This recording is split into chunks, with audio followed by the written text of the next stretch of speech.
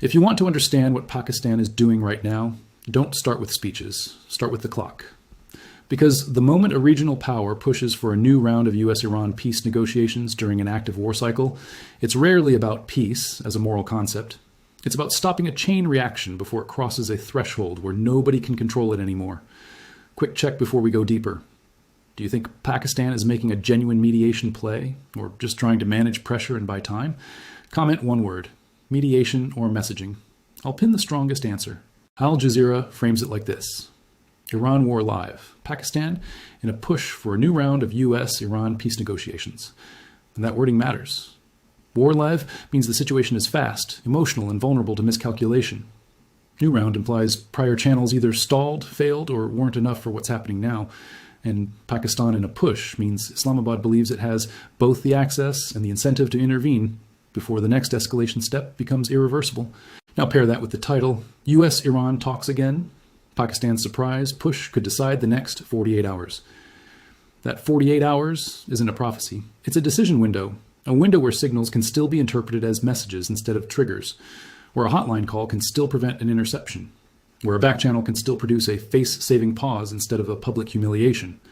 And that's why Pakistan's move, if it's real, sustained, and coordinated, can matter more than a lot of dramatic battlefield updates. Here's what most people miss. The most dangerous moments in modern conflict aren't always the biggest strikes. The most dangerous moments are when perception outruns verification, when leaders believe they're losing initiative, when militaries fear they're about to be surprised, and when domestic politics punishes restraint more than risk. That's when countries slide into escalation, not because they wanted a wider war, but because they ran out of safe options. Pakistan sits in a unique position in that kind of crisis. It's a nuclear-armed state with deep institutional memory and security relationships. It has a direct stake in Gulf instability. It shares a border with Iran. It has internal security sensitivities that flare when regional conflict expands. And it has relationships, formal and informal, that can sometimes move messages when public diplomacy can't. So when Pakistan pushes for talks, the right question isn't, is Pakistan suddenly the peacemaker? The right question is, what does Pakistan fear is about to happen next? And what does it believe can be prevented if Washington and Tehran are pushed back into some form of contact? Because once you strip away the headlines, diplomacy in a live conflict isn't a handshake moment. It's damage control. It's a pressure release mechanism. It's a way to reduce the odds that the next 48 hours produce one incident that changes the entire war. And I want you to take a position right now. Over the next 48 hours, do you think the temperature goes up or down? Comment up or down and give me one reason. And if that sounds dramatic, consider how wars actually spread. You don't need a formal decision for war. You need one confused radar track, one intercepted vessel, one retaliation that goes further than intended, one speech that shuts the door, one rumor that forces a leader to respond. That's how escalation becomes automatic. Pakistan's push is an attempt to slow that machinery down by reopening a channel, even if it's not public, even if it's not a formal negotiation table, even if it's just rules of the road and deconfliction at first. That is what talks again often means in the first 48 hours. Not a grand bargain, a pressure valve. So choose the scenario you think is most likely. Comment just a number, 1, 2, or 3. Deconfliction hotline gets activated. A limited pause for pause takes shape. Talks stall and escalation risk rises. Let's talk about why Pakistan and why now, because timing is everything. Pakistan has overlapping incentives to prevent a US-Iran spiral. And the first one is geography. Pakistan isn't a distant observer. It shares a long border with Iran, and border regions are sensitive even in normal conditions. When regional conflict rises, spillover risk rises too. Displacement pressures, smuggling surges, militant opportunism, information warfare, and domestic sectarian tension. None of those outcomes are guaranteed, but conflict makes them more likely. Direct question, especially for Pakistani viewers in diaspora. Do you think Pakistan should lean in and mediate, or stay out and keep distance? Comment, mediate or stay out, and give me a one-sentence reason. The second incentive is economics. Pakistan is vulnerable to energy price shocks and supply chain disruption. Any Gulf-linked escalation, especially anything touching maritime security, moves markets fast. Energy reacts, insurers react, shipping reacts. Those costs travel straight into currencies, import bills, and domestic political pressure. For a country managing inflation and fiscal constraints, a prolonged regional crisis isn't just foreign policy, it's internal stability. The third incentive is strategic positioning. Pakistan's relationships aren't identical to those of its neighbors. It has a long, complicated history with the United States in security and diplomacy. It has a working relationship with Iran shaped by border realities. And it operates in an environment where Gulf states, China, and other regional actors watch how Islamabad behaves during major crises. If Pakistan can credibly act as a messenger, or even just as a channel, its relevance rises. But pushing for negotiations doesn't mean Pakistan is negotiating the final terms of peace. Most of the time, it means something narrower and more urgent, getting both sides to accept a process. In a live conflict environment, the first step isn't peace. The first step is usually one of these: backchannel contact, quiet messages through intermediaries to test willingness and set boundaries, deconfliction arrangements, mechanisms to reduce accidental clashes, especially at sea or in the air, sequencing discussions, who pauses what first, and how both sides claim they didn't blink, humanitarian or consular lanes, limited agreements that create trust without requiring major strategic concessions. This is why Pakistan can matter. It can help create permission for contact without forcing Washington or Tehran to look weak. In high-stakes crises, leaders often want a deal, but they also want to survive the politics of making one. A mediator's job is helping them cross that political minefield. Now here's the problem. The US-Iran relationship isn't a simple two-person argument. It's a networked standoff. Allies, armed groups, sanction systems, maritime security, nuclear issues, domestic politics, all of it interlocks.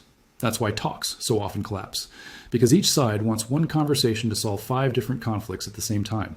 So if Pakistan is serious, the smartest move isn't proposing a giant peace conference. The smartest move is pushing a limited, urgent agenda that fits inside a 48-hour decision window. Prevent miscalculation, set boundaries. Reduce the odds of a major maritime or air incident. Create an off-ramp that doesn't look like surrender. Here's the surprise factor. Pakistan isn't always viewed as the obvious lead mediator on US-Iran. That role often goes to Gulf states, European channels, or other intermediaries. So when Pakistan is highlighted, it suggests one of 3 things. Pakistan sees immediate risk to its own interests, Pakistan believes it has access others don't, or Pakistan is being quietly encouraged to play this role because a less visible channel is needed. And in crisis diplomacy, visibility can be the enemy. The more public a negotiation becomes, the more it becomes theater. The more it becomes theater, the harder compromise becomes. That's why surprise intermediaries sometimes work. They keep early contacts small, technical, deniable, and therefore possible. My take: Pakistan could function as a quietly effective channel here. Do you agree or disagree? Comment, agree or disagree, and tell me why in one line. So in the next 48 hours, don't look for a dramatic peace announcement.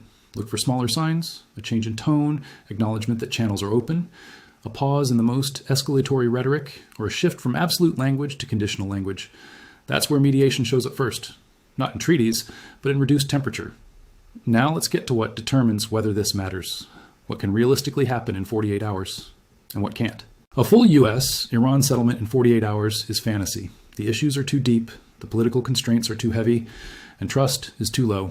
But a stabilization move in 48 hours is plausible. A rules of engagement adjustment is plausible. A tacit understanding is plausible. And those are exactly the kinds of moves that prevent wars from widening.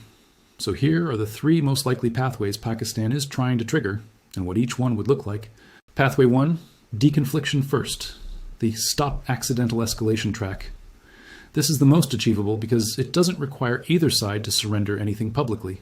It's not about resolving core disputes. It's about preventing the nightmare scenario. A US asset and an Iranian-linked asset collide in a way that forces a public retaliation cycle. Deconfliction can mean hotlines, agreed corridors, notice periods, or indirect assurances passed through intermediaries. It's boring, it doesn't trend. And it saves lives and money because it keeps incidents from becoming wars.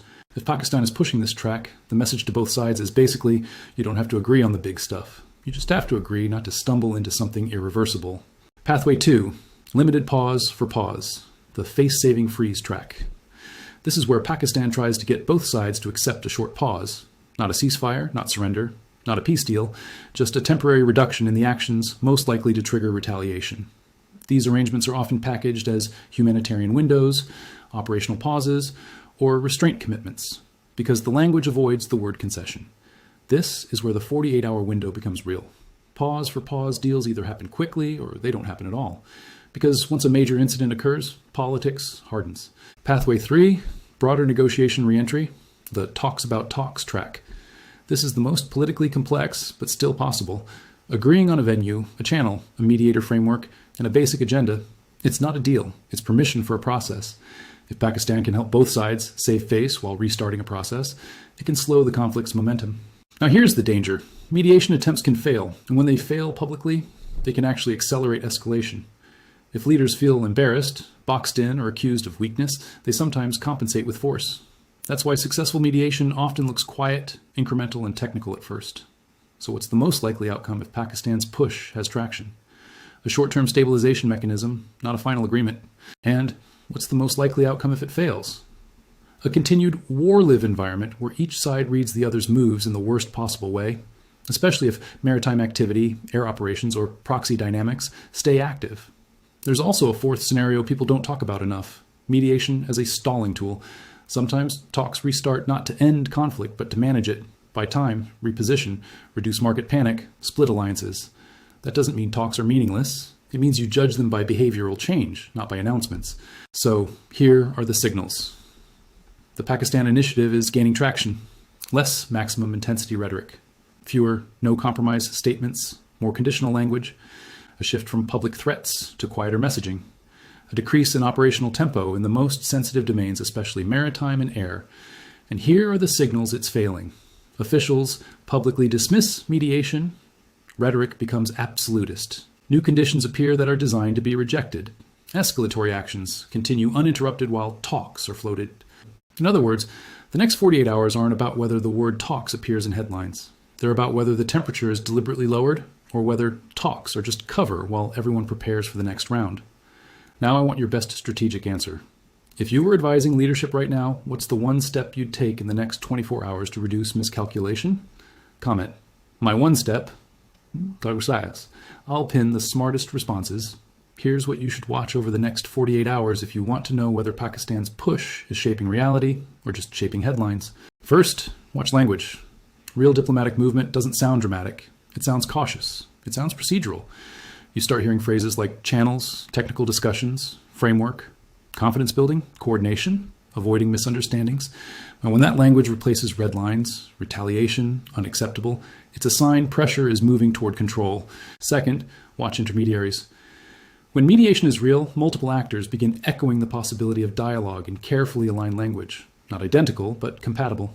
When one actor speaks alone, it can be a trial balloon. When several actors speak in harmony, it suggests coordination. Third, watch markets and shipping behavior. In live conflicts, the private sector reacts faster than governments admit. If risk perceptions soften, if rerouting slows, if insurance chatter calms, if price spikes stabilize, that often means stakeholders believe something is being contained. If risk premiums rise sharply, that means stakeholders believe containment isn't coming. Fourth, watch military posture signals. You don't need classified information. Large posture changes leave traces. Official announcements, visible deployments, changes in public advisories, more escort language, more readiness messaging. When posture rises while talks are floated, it can mean two things. They're preparing for failure or they're using strength to negotiate. The difference is whether operational behavior becomes more careful or more aggressive. Quick poll in the comments. I'll use the results in the next video. Which indicator matters most to you right now? A. Language shift. B. Intermediaries. C. Markets, shipping. D. Military posture. Comment A, B, C, or D. Now bring it back to Pakistan. Why is this surprise push potentially decisive? Because it offers something both Washington and Tehran need in a live crisis: a way to communicate without appearing to submit. If Pakistan can carry messages that clarify intent, what is a warning, what is a red line, what was accidental, what was deliberate, it can reduce the odds that one side misreads restraint as weakness or misreads caution as preparation for attack. That doesn't guarantee peace. It doesn't solve the underlying conflict. But it can prevent the worst outcome: uncontrolled escalation driven by misunderstanding, pride, and reaction speed. So the next 48 hours aren't about optimism. They're about probability management. Pakistan's push is an attempt to lower the odds that one incident forces a chain reaction nobody can stop. Remember this: in war-live conditions, the most valuable commodity is not firepower. It's clarity, the ability to know what the other side intends before you respond to what you think they intend. And I want to end where we started. Over the next 48 hours, up or down, comment it. Most thoughtful comment gets pinned.